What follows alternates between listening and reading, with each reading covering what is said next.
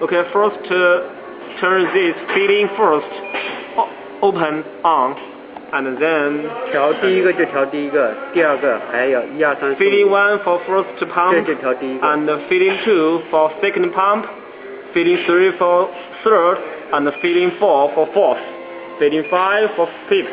Okay, and next we change the we will adjust the feeding pump. Okay, let's come on.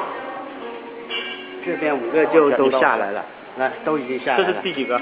第一个。 So this is feeding pump 1. Just change this screw and turn it left, turn it down, and the pump, the feeding capacity will be 就会调大调小。这个往下就是大。Will be the feeding capacity will be more. 距离就下来了。 More liquid will be filled into the pouches, and this for second. Just same to the first one. 这个就往上。OK. Up.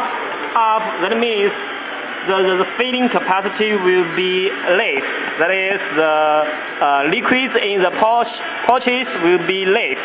So this is for the feeding capacity adjustment. Okay. So the pump 2, pump 3, and pump 4, pump 5 is the same with the pump 1.